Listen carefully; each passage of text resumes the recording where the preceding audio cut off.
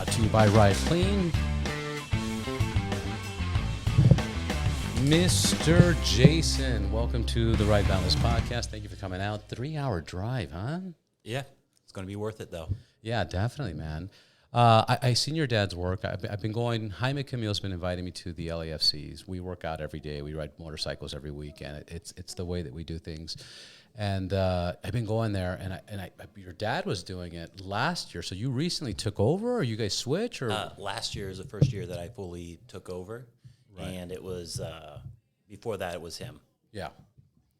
And then is he retiring, or? Yeah, he's retiring. He's just enjoying time with his grandkids now, because taking care of these many birds and training as often as we do is a full-time job. Yeah. Now, when you say these many birds, on the way over here, you said animals, and I clarified. You have multiple birds, dogs, everything in your home that you guys are always constantly training and stuff. Can you talk about that? Yeah. So I have 4 falcons, 3 dogs, 1 hawk. Oh my gosh.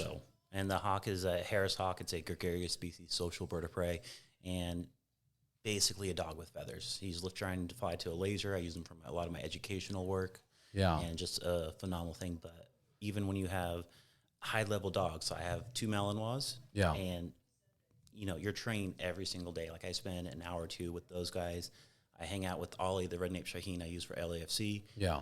I make my morning routine is making my coffee, having her on my fist, walking around the house, making my breakfast, and she's right here the whole time. You got, what do they call it? It's not just a glove. It's a, what do you call it? The fancy word's a gauntlet. A gauntlet, You can call it a glove. Yeah, no, gauntlet. Yeah. That was the word I was looking for, like your Thanos thing. I was Googling. So the first time I saw falcons was I was in Dubai, and I went to the desert, and we did the dirt bikes and quads and this, that. Then we stopped for some food and drinks, and they made it there in the desert, and the guy came out with the falcon, and they did the stunt. Can you explain what's happening during the stunt? Because I believe he makes it fly, he makes it dive. It goes, max speed, 240 miles an hour, making it the fastest, animal in the Creature world. without a motor, yeah. Yeah, without a motor. And what do you call it? He had a mouse in his hand that he's diving for, or that's how they did it over there. So what's your process? So the basic idea is it's called lure flying. So you typically have the old school days. And I apologize. We have a guest here, my son here. I'm just going to tell him real quick. Madgo, can you turn that down a little bit? Thank you, my love. Thank you, sir. Sorry about that. I apologize. It's all, kids are more important than anything else. So. Yeah, they're the future. Yeah. So it's called lure flying, and typically a lot of the old school guys would have a leather bird per se, right? It's just right. The silhouette of a bird on a string, and you're swinging that around. Right. And that's typically how it was. And we're taking what they naturally do in the wild, and we're changing it 1%, 1.5% max. And the only difference is the prey for the guys over there. It's in Dubai. They're using the leather decoy. Right. They're swinging that around, and the bird's trying to catch it. So for LAFC, I use the opposing team's crest on a piece of foam. Right. And Ollie, we actually try to slow her down when we're flying inside the stadium. Because? Imagine trying to look at a bird flying 200 miles an hour. Oh, yeah. Which is wild, because the videos that I was watching, like when I was watching these videos, I'm like, how did they even capture these videos? Like these cameras must have been high speed, crazy lenses, like 100 frames. iPhone's amazing. There's no way you've got it with your iPhone? Yeah, all the videos we have on my page is all shot on my iPhone. Wow. So how do you make the bird slow down at the stadium? It comes down to timing. So when I throw the lure out, for me, again, piece of the foam, I'm throwing it out, and I'm using both hands to accelerate it, and I'm trying to get within a foot of her. So I'm going basically to 0, and I'm trying to accelerate it to 100, 150 miles an hour. And so she's reaching forward with her feet, and her wings go out, so it acts like an air brake. Right. So that's how we know, for us, that's considered a perfect flight. Right. Versus if you look at the videos of the guys in Dubai and a lot of other falconers, they're swinging it, and the bird doesn't even really care. They're just stooping like they were trained to do. Right. Because they have all the space. They're not locked in with the stadium. Now, the stadium doesn't distract the falcon? No, it's very much like let's say you're raising your kid, right? You guys are in downtown LA, basically, right? You got all the noises and stuff like this. You take a kid that grew up in Kentucky that's never been in a town with more than 600 people, and you bring them down here, all the noises, stress is going to stress them out. Right. So that's the same thing with the birds of prey. So we imprinted the falcons here. Wow. So we were going to USC games, we were going to Chargers, Rams, NASCAR, Ducks, Angels, Dodgers, and they all were. So it's all with you guys. I'm sorry? It's all with you. So Yeah. so there's probably like a handful of Falconeers in the area, and they call one of you guys up, and it's always you guys going to all these sports events. Well, no, we reached out through the contacts through LAFC. It's like, Right. hey, we got these baby falcons. We need to imprint them to this chaos. Can we just come and hang out? Yeah, absolutely. Come back here. Let's go park downstairs. And, it's really cool. That's awesome. So to talk about your business part of it, you don't work directly with LAFC. I'm a contractor. You guys are self-contracted. Yeah. Cool. And your dad has built these accounts over the years, and you and your dad have built this. Yeah. That's awesome. And then you were telling me when we were making the coffee. How's the coffee, by the way? Oh, I absolutely love it. It definitely has that stronger kick in it. Like Cuban coffee. Yes, it is fantastic. Yeah. Thank you. But we were talking about earlier when we were making the coffee that you've started this around 5-6 years old, getting into this lifestyle with the animals and training, and you want to talk about your upbringing? Yeah, I'm a second generation falconer. I grew up around this my whole life. I have baby pictures of me hanging out with my dad's birds. So we're just talking about one of my more fond childhood memories. So middle of winter, my dad sending me in the water like a dog in order to flush a duck out that he was hunting. Yeah. Oh yeah, here's the keys. The car's, it's where's that? Yeah, about a half mile that way. Yeah. All right, remember how to start stick? Good. And that's what it The was. good old days. Yeah. So you grabbed your bottle of tequila, your whiskey, you took a shot, got in the car. No, I'm kidding. I wish. So, but no, I got suspended from kindercare actually for bringing in my American kestrel. It's a small falcon, about 3 ounces. Yeah. And I lure flew him inside the classroom, but instead of using a lure, I used a finch on a string. Oh, wow. Yeah. And the other 4-year-old. They suspended you? Yep. My dad thought it was Did you say awesome. pre-K? No. Yeah, kindercare. Kindercare. Wow. Yeah, I was like 4 years old. Holy smokes. Whose idea was that? Oh, that was mine. You were just like, Yeah, that was my falcon. It was like the normal thing. We woke up in the morning and let's go hunt the falcon on the bird feeder. wow. And we trained him we'd throw him like a baseball around the corner. So we had a backpack my dad set up for me as a little kid, and he had a little perch in there and a hood, and I just snuck him to school with me. Didn't think anything about it. That's wild. Now I was looking this up. So they said practically you can get a falcon, you bring it into your home or your space, and in the dark you train it with the gauntlet. Gauntlet, yeah. Yeah. You train it in the dark or something, and that lasts for a couple weeks. And then once you do that, the birds pretty much will respond to you, something like that. What is the process of? All right, so that is called manning. That's the most important part of falconry. This is where you either you make yourself a great bird or you destroy your bird mentally. So the dark thing, so about 70-80% of their brain capacity is dedicated to that optical input and processing it. So by going in that dark room, takes it down, less stimuli, they're going to be a bit more calm. Yeah. And honestly, for me, because I've done it for so long, I've manned hundreds of birds, and it would only take maybe a day that we're in the dark Really? room. Yeah, so we'll get the bird wet because they're heavier. They don't want to be moving around as much. And we're just positive association, right? So I'm petting the bird. I have some food. I'll have like a wing, and I'm petting them on the chest, and they'll freak out. Now, how jump dark off. are we talking about? Like just lights It's out or Blacked out. pitch black? So blacked out, and then we bring it up a little bit. They'll freak out a little bit. We turn it back down, pick them up, and just try to reset and try to manage that anxiety as best as we can. Yeah.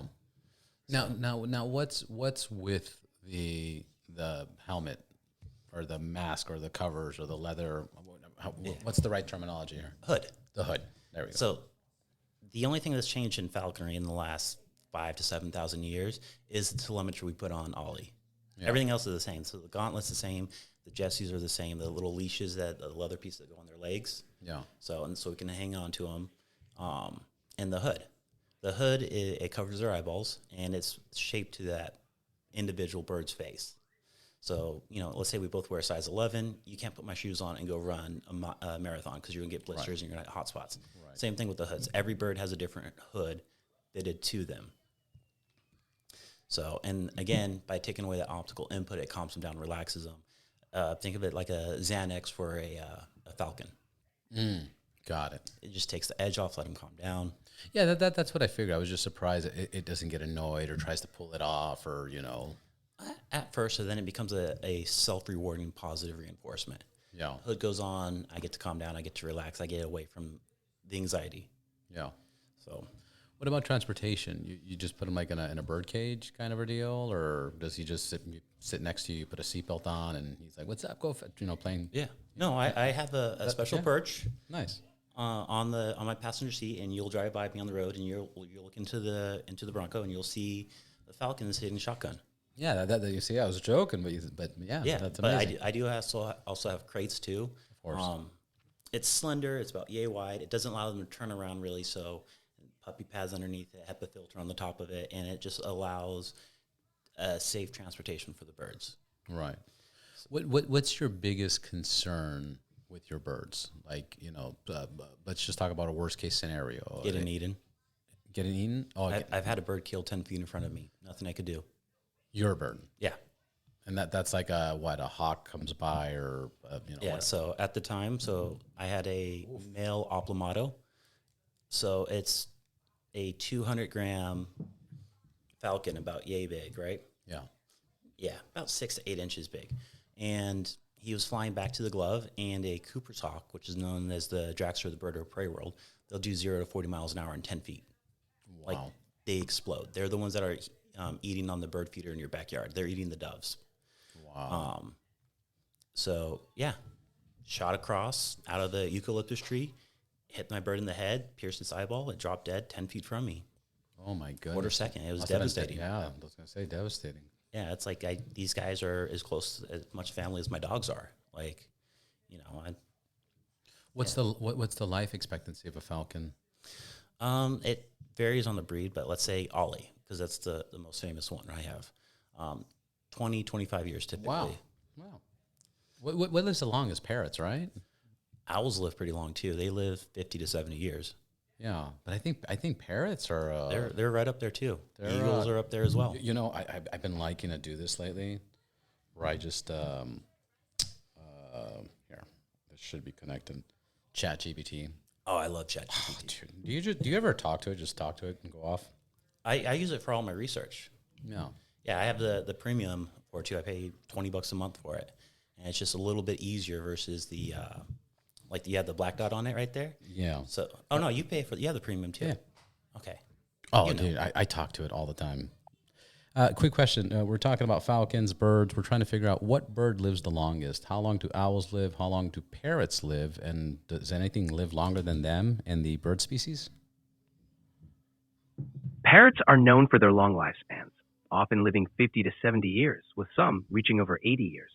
Owls can also have long lifespans, but typically live around 10 to 30 years in the wild, depending on the species. The wild, yeah. Some seabirds, like albatrosses, can live up to 60 years or more, but parrots, especially species like macaws, are among the longest living birds. Yeah, for sure. No, I knew that because my buddy, he had a parrot when he was a baby, and he's 45, and the parrot's still, I'm like, dude, that's the same parrot that you had a while ago. Yeah, so I was like, that's wild, man. These parrots last forever. Mm-hmm. But falcons up there, I wouldn't think they were 20 years. Yeah. So this year, I'm actually going to get Ollie's baby sister and start training her as the next generation. Yeah. Oh, I'm going to get some. Okay. That's cute. Let's see. How long do they live? Now, again, I was just researching on it. I heard once you have it, it's yours. You control it, you maintain it, and then after a certain time, people then release it back to the wild. Do you keep your birds the whole time, or is there at some point where you're just like, it's not cooperating that well, I'm going to release it to the wild?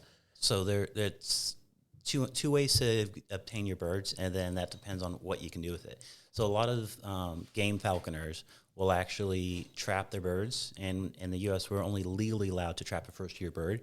The reason for that, there's a 90 to 95% mortality rate in the first year alone. Yeah. So by us taking that bird, there's little to no impact on the wild population. Yeah. And currently, like, a lot of falconers are actually getting kestrels because their numbers are dropping like rocks the last 20 years. So when I was doing this more for fun before I turned this into a livelihood, I would get American kestrel. Typically a male. They're about a third smaller than the females are. and training it until the point where, you know, they're a total killing machine. They hit sexual maturity about 2.5 years old. And I start flying them fatter and fatter and fatter until they go away. Does it make sense for you to breed them? There's a lot of the breeders, that's just retired falconers. Yeah. Like they can't go out on the field anymore and they want to be involved with it. So, but the infrastructure to do so, we'll have like a room like this, and we'll have it with its own separate heating, or keeping it around 82 to 85 degrees. Then you have your incubators and all this other stuff. And the investment is just not worth it for me. Right. Yeah, no, I'm sure like anything, you know, like breeding dogs or anything, there's a process. It's just better so it's just better. Now, do you purchase your birds? Mm-hmm. Yeah. So I go to most of them, like I said, are retired. It depends on them. Let's say a Harris hawk, you throw two of them together, they're going to breed like dogs, done. Right? No big deal. Those are $600 to $1,000, depending on some of the features you're looking for, right? Yeah. And let's say you want a red nape Shaheen. I know everyone that's born in the U.S. every year. Right. There's that few. It's typically $5,000 for a bird. Oof. And 1 to 3 year waiting period. Right. Oh, wow. And there's a waiting period. Yeah. So, because where are people breeding? Is it in California? Is it out of state, or is it the country?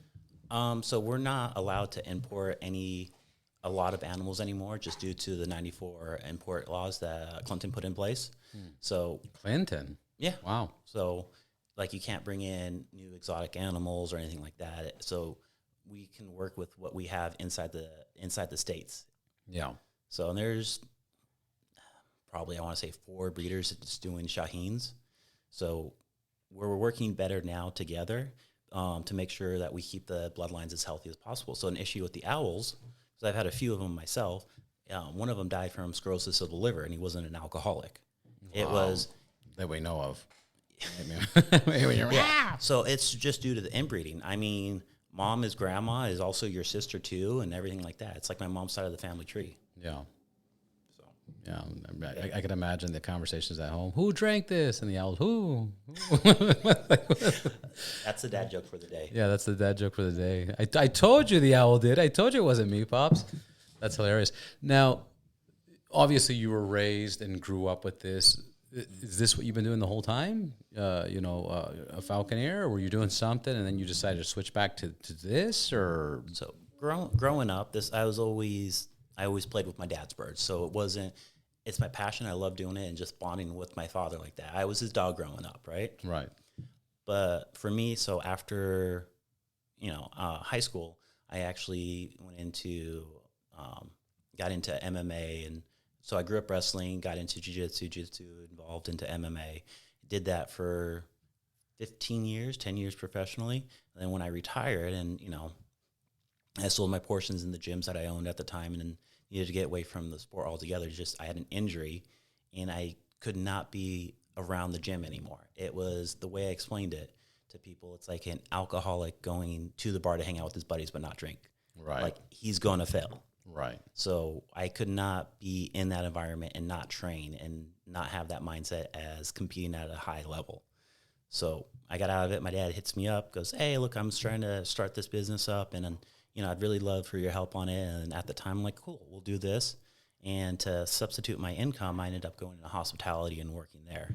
Nice. So I learned lots of patience that way. Yeah, I'm sure that's all patience. Professionally, UFC, what are the biggest difference of when you used to do it and what it is now? Obviously, we're talking about pay. Like back in the days, it didn't pay shit, and everybody knew this. And now it pays ridiculous amounts. Yeah. Is that like one of the number one things that has changed? That, and also these kids are getting into it younger and younger now. Like, yeah, we were so back in the day, LA was the mecca of MMA. So if you look at the old school guys like Rampage, like Tito, God, I forget the dude's name. He had the 3 stripes right here. There was 3-4 gyms. Randy Couture and Boss Rutan owned a gym in LA together. Yeah. And then there was a couple of the Gracie guys and the Machado. Guys, yeah. So Gracie's and the Machados are cousins. Right. Ended up being a big rivalry. Right. So, and, so there was 4 gyms everybody trained at. Yeah, and there wasn't anything else. Now there's like the Armenians are in it, the Russians are in it, the Gracies, Brazilians, everybody's involved in this. You know, even Cuba, you know, Everyone and their mom has a gym now. Everybody right? has a gym. It blew up like, the same thing. It blew up how CrossFit blew up and then all the other stuff. And it's just, it's everybody is part of, like you were talking about your Krav Maga, like, that really spread in the U.S. because of the MMA training. So the people that were. Well, I think there was just. Well, go ahead. I'm sorry. No, I was just going to say, because we were all about this stuff and we're constantly learning on how to maximize. Because back in the day, this is the best way to train. There wasn't any of that one. Is we get some boxing. I have this boxing coach over here. Like I used to go down to La Habra to go boxing. I was the only little white kid in there. Wow. So I remember 18, 19 years old. I'm 5'11", 142 pounds, and I had my Muay Thai shorts on going into this hardcore Mexican boxing gym. I got the piss beat out of me every day. Oh my God, yeah. Like they love dropping me, but they also respect it because I got up every single time. Yeah. So yeah, I mean, it's back to the basic things. Whatever doesn't kill you makes you stronger, and that is going to definitely push you the limits, and you're going to get picked on and bullied on. But like, yeah, no. Like I said, I wish I would have got into the sport earlier. I was just never introduced. The Krav Maga interests me because. I think it was what was it? What movie was that? It was Jennifer Lopez where she was getting beat up. It was a movie that she was in, and her husband would beat her up, and then she had to take self-defense classes. And I know which one I remember seeing the preview for that one. Yeah. So my ex was a TV news anchor for Univision, and she did the interview for Jennifer Lopez, and then she said, "Oh yeah, what we learned was Krav Maga," and then she took a Krav Maga class, and when she was telling me like, "Oh, it's this gun and self-defense and sticks and bats," I was like, "Yeah, that's pretty cool," We were flying a lot to Colombia, and I was like, "Yeah, it's kind of I want to learn these things." So that's how I got into that. But then you started doing, the stretching, and then they had their CrossFit, and then you had the yoga thing, and I got into more stuff there. But this was like really much later in my life. So now I'm like, you know what? If I was to go back in time, I would definitely have taken up fighting or, gone into it more. But then, like you said, who knows what would have happened? It didn't pay much. And the chances of injury are. Yeah, now it's treated like a real sport. So you have your off seasons, or doing hormone panels now. Before it was every 8 weeks we fought. So I would literally have a fight, and if I didn't get too badly injured, and then the fight, I'd be back in the gym Monday. Yeah. Versus these guys now, like they're taking 2 or 3 fights a year. Right. So in my career, I had close to 100 fights in MMA and Muay Thai, and that was just the way it was back in the day. Right. So, I was going to ask you a question about fighting and the technology and the training and the recovery, but that made me want to go back to the Falcon. I saw that one of the biggest technologies that they have right now, or that they're using in Dubai, is they're using now remote control airplanes and drones to train the Falcons. Yeah. Have you used that kind of stuff? Or? Yeah. What are the benefits and what are you focusing on? So the hardest part of, the bird's flight is the initial takeoff. So if we're able to, I approach it a lot like what I do with my own training. So if we're doing resistance, progressive resistance training, and just geeking out on that. So we would do getting a rope, putting it on there, and the initial, we call them jump ups. They're on a perch, have the gauntlet with some food on here, and they jump up. Right. And we'd have this thick 1/2-inch rope. And as they get up, it progressively loads them. So as they're building that inertia, because it's the first 1 or 2 beats is the hardest. Yeah. So have them jumping up 3 feet, and it's 100% effort every time is just exhausting. Right. That creates a lot of the explosiveness and acceleration. So now when we go to the drones, so you'll see them doing a lot of, it's different how they're doing it, is they're chasing the drone, right? They have the lure behind them, and they're chasing it. And that's building for top speed versus I want explosiveness. So it's the difference of, a marathon runner versus a sprinter. Right. I want the sprinter. Yeah, because I think the one I was watching, they were racing the Falcons. Yeah, that's a really common sport out there. Yeah. Yeah, which is wild. But, and because they're doing it just horizontally, the bird's rowing the whole time, and that's like you're running a, half marathon type of thing. Versus me, I've got a 2-minute show to do, and I want my bird just jacked. Right. Just no neck, kind of like Creatine. Fuck, I'm kidding. trend. Yeah, trend. Yeah, all the good stuff. Yeah, no. So Ollie is absolutely jacked, and she's really efficient on how she moves and how she flies around the stadium. Yeah. So but that's also why I talk about getting her to slow down by using the lure, putting the air brakes on, because she has to accelerate again and climb again, and so she gets a really good workout because she's only flying twice a week, maybe. Right. So like, and if we want to use the car analogy, so like the Harris Hawk, he's your your F-150, right? Right. Not the new ones, but the old ones actually worked. Dude, Lightnings are garbage right now. Yeah, I know they're terrible. So, Yeah. but anyways, as we digress, it's super reliable. I can fly the bird 8-10 hours a day, and that's what I did. Yeah. Versus some of my Falcons I only can fly them once a day. And now as we get to this extreme level, Ollie's flying once a week, twice a week maybe. That's your Gotti Elron. That's your $50,000 for a set of tires, Right. type of thing. Like you're not taking it out on a daily driver. Yeah. So and that's what How do you shop for Falconer? Like, I'm a stadium, and you guys had reached out to the to the stadiums, but like how would one? What are they looking for? Like. All right, so we'll talk about like the, or we're talking about like the business side or like the entertainment aspect of it. Both. All right, however you want to lead it. All right, so a lot of my business is doing bird abatement. Right. So natural bird abatement, where I'm using hawks and falcons to create a hostile environment for wild birds of prey. Not wild bird prey, but wild birds. So blackbirds, grackles, crows, ravens, stuff like that. And we're creating a zone around it, and we're changing the natural behaviors of them. So a lot of them, so I'll reach out to a lot of cold calling for that. So for LAFC, you know how they have the wings and the logo and everything for it right there. So of course. But so here, point it off. You don't have to take it off, but we can just point it. So we got the wings right here, and LAFC really wanted to try to figure out how to bring this forward. And the guy that built the stadium actually was at one of my properties. So you see we're looking at the wings right there on it, right? And they wanted to incorporate some aspect of that in there. So LA is one of the first cities in the world to have Falcon boxes. So like the U.S. Bank building, stuff like that. And that was a really cool part of the tradition. So, they're having the owners meeting, and the guy that built the stadium for LAFC actually was a normal at one of my properties I do abatement at. Yeah. And he literally goes, I have a guy. I know someone.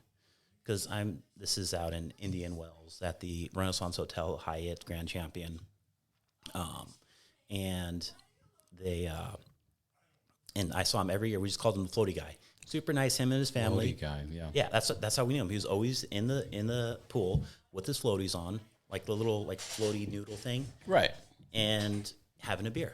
Yeah. Super nice guy. Never thought anything about it. Just nice to him and I'd see him year after year after year. So, and then he reached out to the ownership, says, hey, I got this guy. This is what he does. And I get a phone call from LAFC. You're like, oh, yeah, we want you to come down here, show us what you can do, and blah, blah, blah. Like, I get calls like that all the time. Right. Okay, yeah, sure, whatever. Yeah, we'll go reserve the Coliseum. Can you be here next week, do this? I'm like, yeah, okay. Sends us confirmation. Now you say okay because you get a lot of bullshit phone calls or all the time.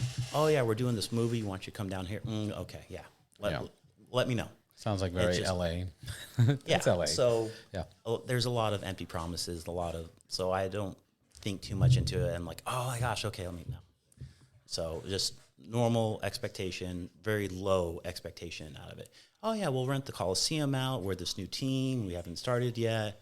And this is 2016. Right. Right. So the team isn't. It's like 2 years old by then. It was 2014, right? Well, so we started, 2018 was our first season. Right. And so this is 2016 is when they brought us out to it. And it's like, yeah, we'll go ahead and reserve the Coliseum for you. I'm like, okay, cool. So I tell my dad gets a contact, get all the logistics. And we drive down there, and there's a guy waiting at the ramp for our vehicle, waves us down. We're driving down onto the field at the Coliseum. And my dad and I just start laughing hysterically. We're going down the tunnel. Right. It's all the murals on the walls and everything like this. This is not real. This is not happening. Right. And the birds made us look great. We met all the owners, and they're like, yeah, this is what we want to do. Done. And I'm like, all right. And we start talking numbers, prices. Yeah, we'll need it. You're like, wait. Yeah. And I was like, yeah, to just start, it'd be like 50 grand. All right, cool. We'll write you a check. Shit. Right? Yeah. So no one's ever done this before. What we do for LAFC, this was considered impossible. And, you know, they did shop around after we did that initial proposal and stuff like that and saw what the numbers were. Yeah. They shopped hard. So, and everybody just told them that's impossible. And Because it was such a good price. no, Or it was too, no. yeah. It was high. I'm expensive. Like, Yeah.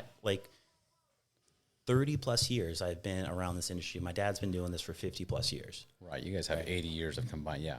Yeah. And, you know, we have the resume. And not only do you have to be a animal person, but you have to be a people's person too. Right. And how often have you met somebody who can do both? Right. Right. So most falconers are very, very egocentric, and I don't associate with a lot of them because there's always like, oh, you don't know what you're doing. So, Right. yeah, I still get trolled. I still troll the community. Like I'll post videos or stuff from the flights and stuff like that. Oh my gosh, this guy has no idea what he's doing. You know, normal haters. Yeah. I love it. Oh, of course. Yeah. Which, I mean, if you want to answer the question, but do you have a favorite stadium and why? Well, LAFC is at the BMO Stadium is the only one we fly the Falcons at. Okay. Like I've helped out other guys that do abatement contracts, Yeah. but that's Ollie's home. That's where we fly Ollie at. So we actually were training. It's actually on my Instagram back probably about halfway through. We actually went to go fly at the Rose Bowl. Yeah. A wild falcon came down and tried to eat Ollie. Oh my goodness. So yeah, I called up some of the people who work for LAC and like, this is not happening. This is like, we're not doing this shit. Like just no, we're done. Yeah. He's like, oh why? I'm like, go look at the reel I just posted. And literally this wild falcon comes out and you see, and I'm holding the camera recording it because this is a really cool moment. I'm like, we're about to go fly, and this was actually for CompuCaf a couple of years ago when they had it over at the Rose Bowl. Yeah. So it was a couple days before, and almost got eaten. Oh my goodness. So I was like, all right, cool. That's not ever happening. Ollie's BMO's is her home. We're never flying her anywhere else out than that, which sucks for like the training thing because I'm driving 2.5 hours to fly for 10 minutes. Yeah. 1 to 2 times a week when we don't have a match. But at least you're enjoying the games, right? I'm working the whole time. Yeah. Yeah, because after that, then I'm doing a lot of glad handing. I'm meeting possible sponsors, this and that. So they've really taken what we do and rolled it into their business model as well, too. Hey, we've got these VIPs. We got these people from Vietnam. So because I speak a little bit of Vietnamese as well. Really? So, yeah. So it's like, all right, cool. I'll go hang out with them. And it's really funny when you got this, 220 pound, 6 foot white dude, it's come up and like, Xin Jiao An. Yeah. What the? Yeah. Yeah. It's funny because I'm a foot taller than everybody else. Of course. So, yeah, they're flipping out. And why do you speak Vietnamese? Girlfriend. Girlfriend. Yeah. So I was dating this girl and, it was really so I can communicate with her mother. Yeah. And we got along great. It was a great relationship. I'm like, hey, I really want to do this because I'm talking to her mother through her daughter, and I wanted to be respectful to her. So that's why I started taking the lessons, and we broke up. And I'm like, I'm just keep working on this and keep developing the skill set because I really enjoy it. Right. And I've got 9 months of probably about 2 hours a day of practicing on this right now. And I was like, I'm just going to keep running with it. So get another Vietnamese. Why do I feel terrible saying Vietnamese? Vietnamese, right? Vietnamese, yeah. I feel like I'm saying it with an accent or something. Vietnamese? Yeah. So, yeah, Vietnamese. Yeah. So. Yeah, get a new girlfriend and like show off. Yeah, why not? No, so I'm still working on Vietnamese. I'm working on my Spanish because a lot of, of soccer fans are Hispanic speakers, yeah. Right? So it's like, and I feel really bad and I want to be able to connect it because before the matches, I'm out there for like. You can learn Spanish easy. Bro, I'm struggling.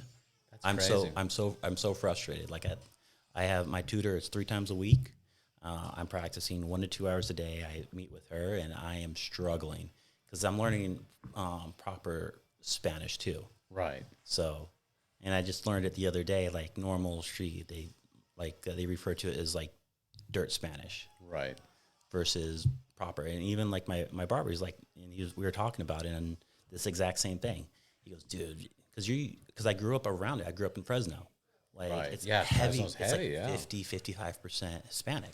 Yeah. So every school I went to, all my friends, like they were all Hispanic or they were in our groups. Right. So, but I grew up with, dirt Spanish is what I learned the term was. So that's what at least my tutor calls it. Yeah. I can be wrong. Don't hate me. Now, that's interesting. It's so difficult for you. That's interesting because, being in California and stuff like that. But I guess a lot of people have been raised around it and they haven't been able to master it. They have difficulties. Yeah. But I have memorized phrases. I can interact. If you want to talk about the bird, I know all the different parts of the bird. Video. Oh, there's a video that I found like 18, it's like when YouTube was like barely new. And it's this one guy that took a Spanish, he took 1 semester of Spanish class. And he took all the words he learned and made it into a love song. And it's called the 1 semester love song. Okay. And now I think he has a, part 2. But these are all old, but it's hilarious, dude, because it's every word. It's like, the song goes like, hello, señorita. ¿Cómo te llamas? Me llamo Mike. Me llamo Mike. La, la, la, la, la. ¿Dónde está el baño? But it's every word. And if you learn that one song, you're going to be like, oh, well, there it is. So it'll help. You know how they say with music and stuff like that. Yeah. Now, are you watching like Spanish television or talking to Spanish friends? Or are you trying to speak to people in Spanish at the stadium and stuff like that? I've always done like my Spanglish thing at the stadium, but I'm trying to use more proper Spanish. Yeah. And you can definitely tell there's a lot of as, or then, because my right-hand man, so like we talked earlier, so I replaced my dad, and I needed somebody to replace me, so that's Rachel. She's my right-hand man. I can't do anything without her. She's absolutely awesome. So she's a native Spanish speaker, and so she's helps me a lot, or after I talk to somebody, she goes, well, this is the words you should have used instead. So she helps guide me through it in real time. Yeah. No, I mean, I speak pretty damn good Spanish, but even hanging out with Jaime is a Spanish actor and does telenovelas and does this. And then when I speak to him or hang out with him, I notice I'm saying bad things. And I'm like, bro, did I say that right or wrong? There's another one, chat. Really? Oh, dude, I'll mess around. I'll mess around. I'll be like, Chat GPT, let's talk in Spanish. And I'll be like, all right, let's talk in Spanish.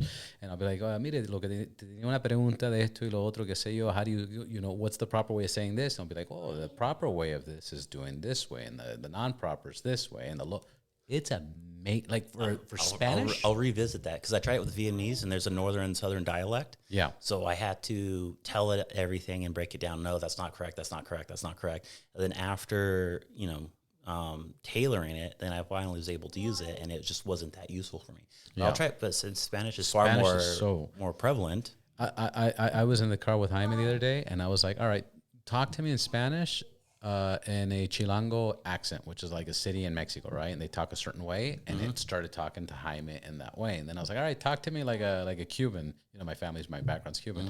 And it started talking to me like a Cuban. Then I was like, well, talk to me like a Cuban from Miami. And then, because it's a little bit more ghetto and stuff like that. Yeah. And it started talking to me. And I was like, dude, this is insane, And then I'm watching, actually, that's another one that you might want to get into if, I don't know, for Spanish sakes, but that Spanish is so difficult to understand too. Alpha Males on Netflix. Have you heard of that show? I actually don't have a TV. Oh, wow. Look at you. So no, it's the ADHD, like I hyper-focus. Like if the TV's on in a room, I'm useless. Right. I don't care. It could be daytime soap operas, right? I will zoom into it and you will disappear. So so I have a TV. It's sitting on the ground in my living room. It's not connected to anything. It's not on the wall even. Oh, wow. Actually, it's still in the box after I moved. Yeah. So, but that's just the way to make it harder for me to,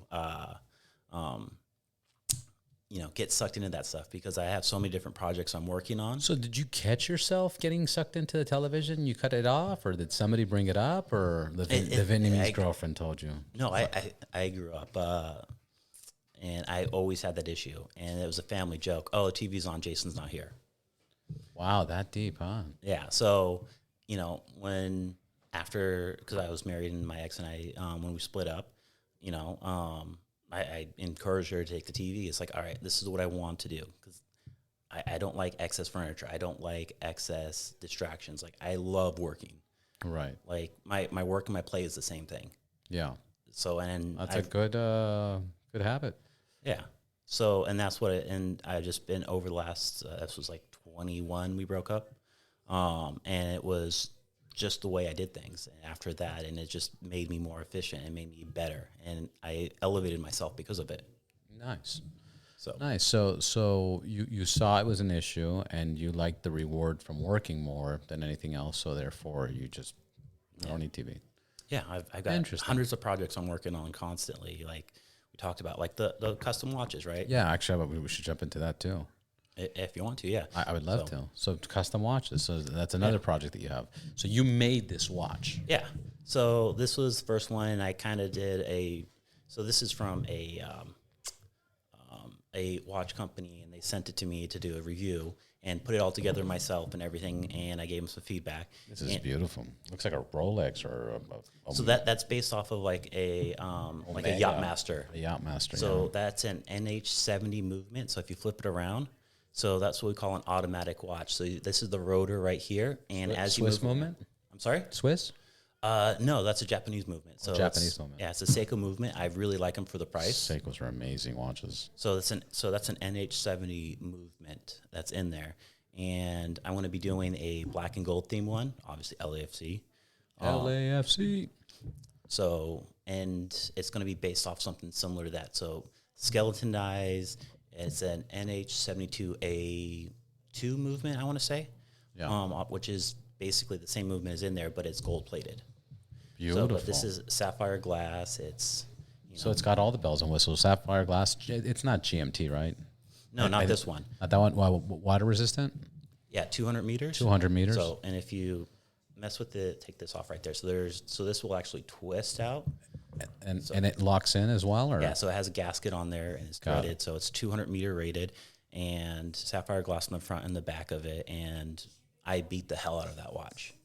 So I think I've seen this company. They send it to you in parts, and you put it together yourself. Yeah. So, and it's a Japanese company.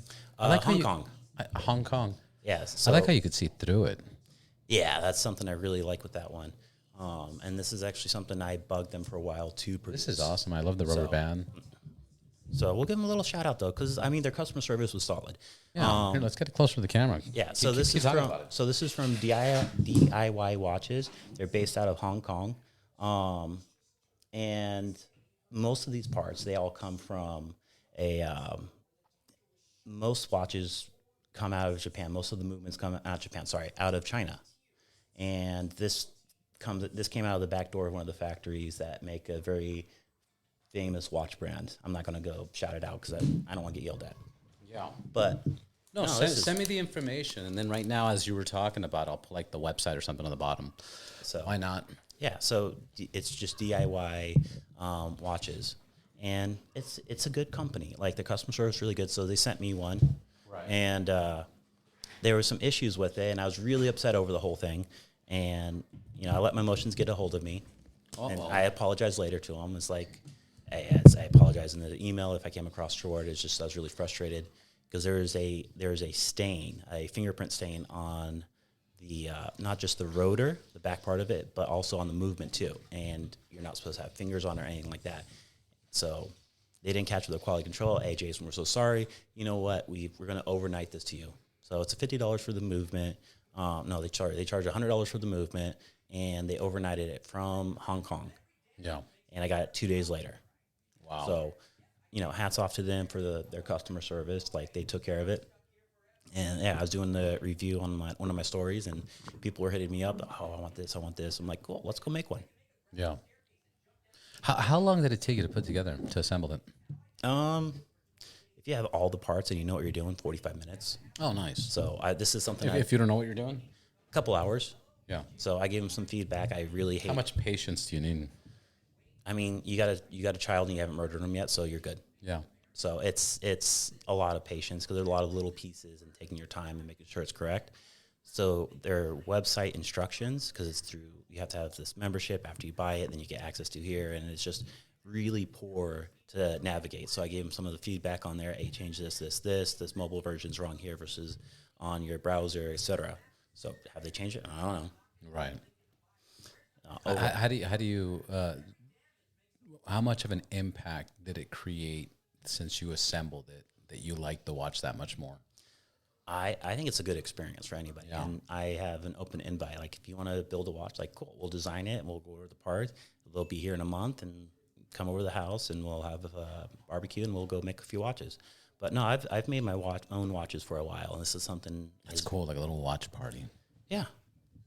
So, but no, it's absolute great quality, and we're going to be doing some really cool stuff here in the near future.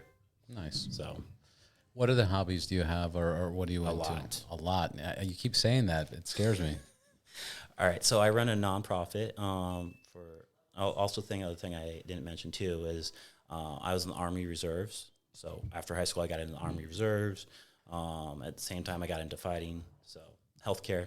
Yeah, of course. Main reason why I got into it.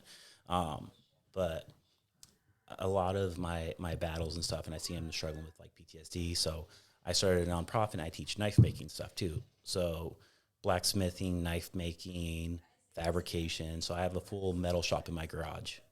So I do that there. So it's like, cool, let's go make yourself a Damascus chef knife with an S grind in it, and really high quality stuff. Right. So we got that. I love cars. I love building cars, making cars. Currently working on 2 motorcycles right now. So I recently bought a 81 GN 400, which is a 400cc thumper, Kawasaki. I bought from one of my friends because she's moved to Austria, and I want to bring her vision for that bike to life. Nice. So yeah, so we have a color theme picked out. I'm going to just clean some stuff up on there. So you're building it out, and you're doing painting and everything else. Or you have somebody. Wow. I have a full Cerakote setup in my garage. So yeah, I can go Cerakote anything under 3 feet. Wow. So That's amazing. You know those the random, but you know what I just saw recently that I think is really cool is the those. It's like a steam cleaner, but it works off dry ice or something, and it just takes everything off. And I'm just so into watching it clean. So the expensive. older Harleys, they're like $5,000 or something, right? 7 grand. Even to rent one, they're still super expensive. Really? Yeah, I looked into it. I'm like, that would be awesome. Because I have my bead blasting cabinet and not have any cleanup, and something I can throw sharp down and, just throw it away would be amazing. Would be amazing. Especially when I go pull the frames off those bikes and everything like that. Because I got the GN 400. I've got a 73 CB 200. Yeah. So a little vertical twin Honda. That's right when the gas shortage was. So there's this big restrictor plate in it. So I, pour and polish that because, of course, yeah. And there's just so much that I don't have a big enough space to bead blast it all. Right. So, yeah, because bead blasting is messy, right?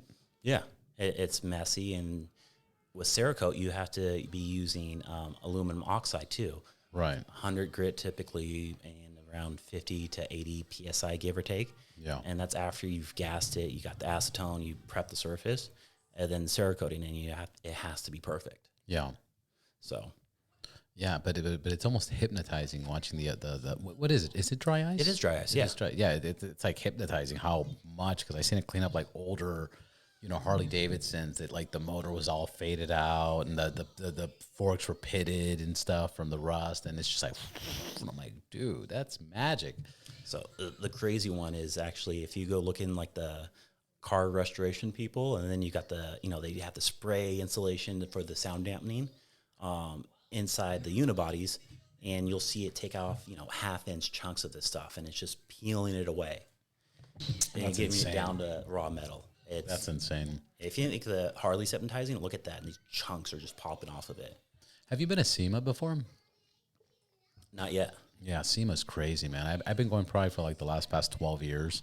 And this last year that I went, or just this last November, man, the body shops or the equipment they have they have full robots, grabbing panels and taking dents out, installing into the back of the truck, like full on, like it's insane. They hooked up cameras and you can see the whole I mean, it's wild. Welding,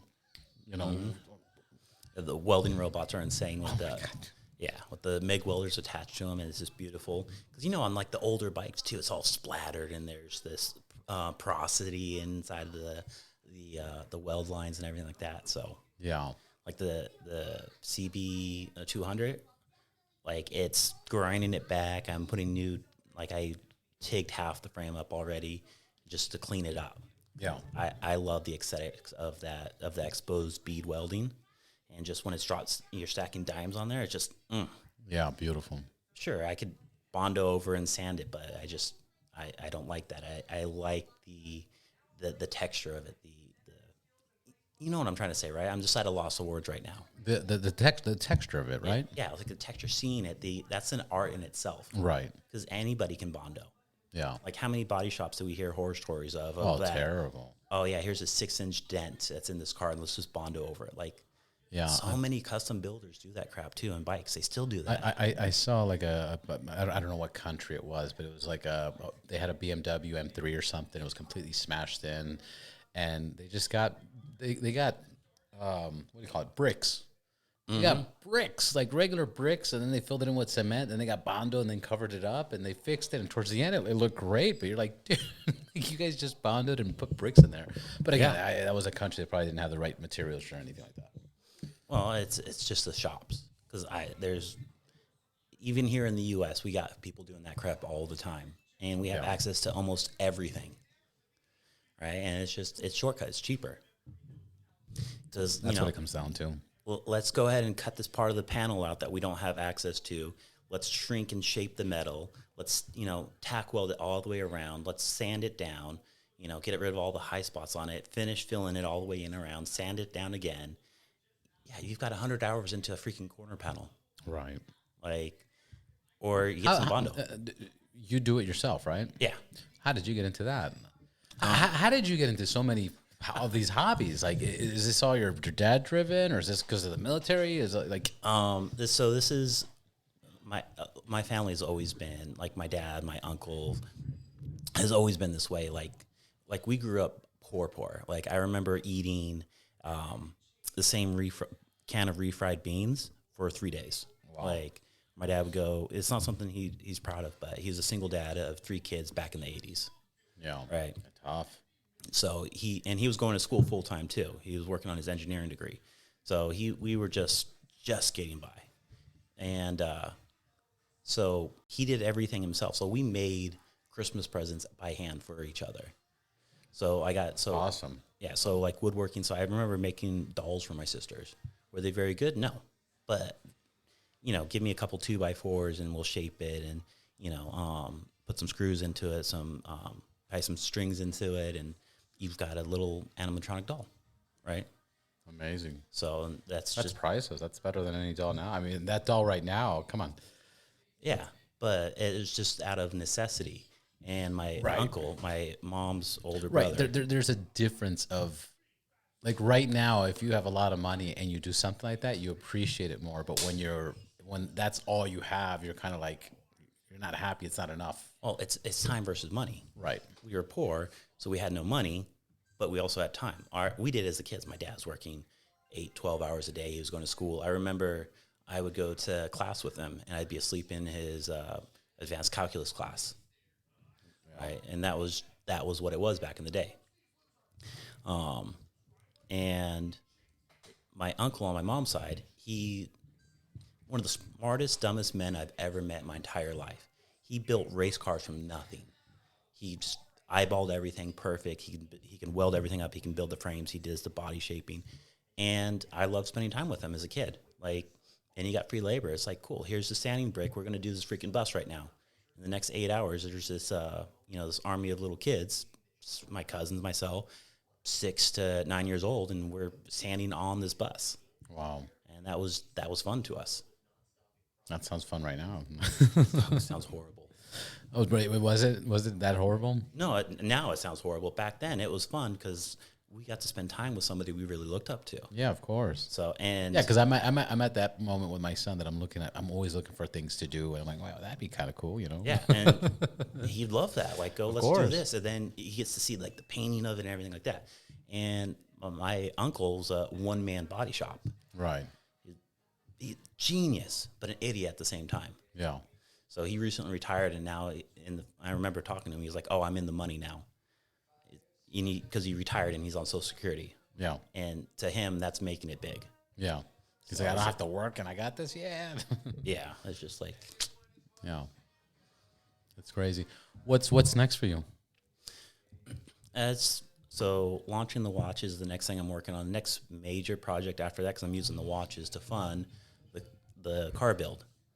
So we're going to be getting because my niece is now into auto, and she loves it in high school, so we're going to work on a car. So I had purchased a 99 986, which is a Porsche Boxster. Yeah. 97 to 02, I think, were the years for the 986. So I bought one of those off my friend. It's at his property still, and we're going to do a swap in it. We're going to do an engine swap. We're going to build it out. We're going to do tube frame. We're going to do custom aero on it and everything. That's awesome. So that's going to be this summer. We're going to be working on that project. That's awesome. So, and then you take that to car shows? You're going to flip it? Or? No, I was like car shows. Like, yeah. We're going to start with a K24. Are you familiar with the K48? No. So, fantastic company.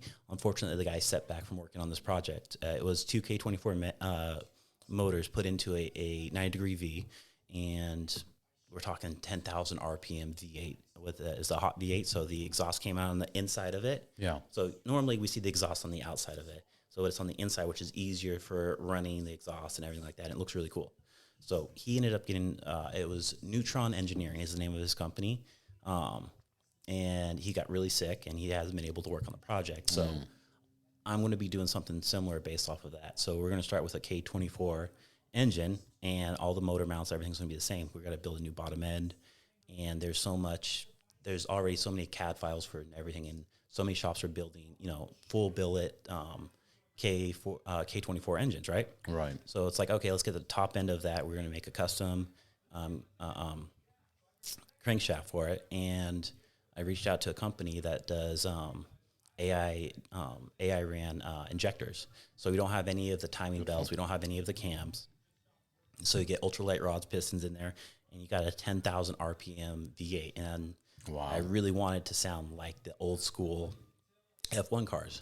Yeah. So for now, we're just going to do a standard K24 engine in there, the same bolt pattern, same everything. We're going to hook that up to a TR90.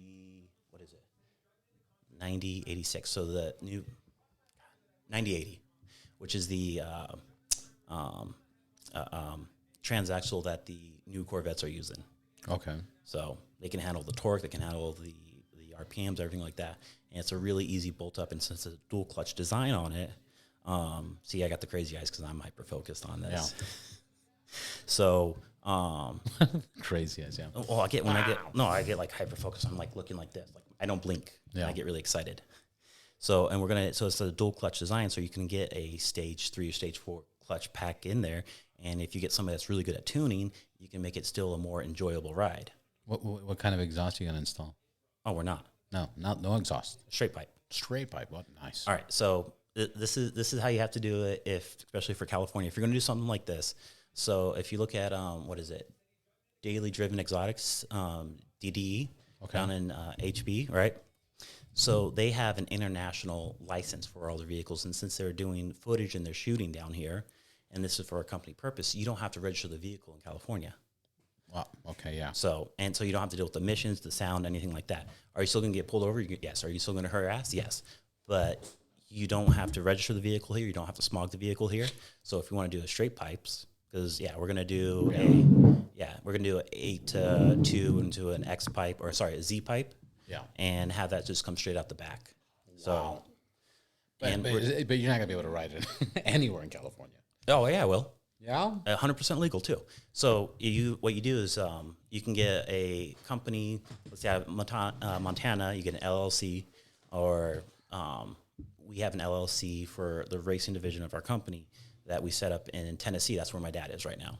Okay. So because he wants to so he left California, now he's in Tennessee. Yeah, he's back and forth. But that's where he's established residency, and we now have an LLC, and we're starting a racing division of the company out there because we both love racing motorcycles and cars. Like, Dragon Knees is something that we just did. That's beautiful. So And so he's too old now to get into the motorcycles. We got a good hour. I do want to do a follow-up episode later on that will touch on more stuff. Maybe I'll go out there and check out the garage or whatever the case is. Yeah, we'll hang out. We'll fly some hawks too. We got the Harris Hawk. Like that'd be amazing. Bring your son out there. We'll put a glove on. You guys can fly the birds. Like I have an open invite. Oh, that'd be amazing. So that'd be amazing. And then we'll talk about that. Where can people find you? What's your Instagram, website? You know, your contact information. All right. So you guys can find me. LAFC Falconer is my main one. So forgingvets.org is my nonprofit. It's a 501c3. So if you guys donate to that, it helps me out, buys me equipment for the guys, because with the veterans, we do not charge them a penny. And even when I have civilians come in, like I just ask to cover your costs. That's it. Right. So you want to build a blade, cover the cost. I'm not trying to make money off of this. This is a passion. I love doing this stuff. I love teaching it. And once the watches go live, so it's Archeon Chrono Tempest. Once that goes live, then I'll have the links attached to my LAFC Falconer page. But follow me there. You get the updates. You can follow all the stuff we're doing. You guys have questions, shoot me a DM. Like, I love this stuff, if you couldn't tell. So that's awesome, man. I appreciate you. I appreciate the drive you came out here. I appreciate your patience. Sorry about the surprise. And dude, like you said, they're the future. Kids are awesome. Yeah. Like,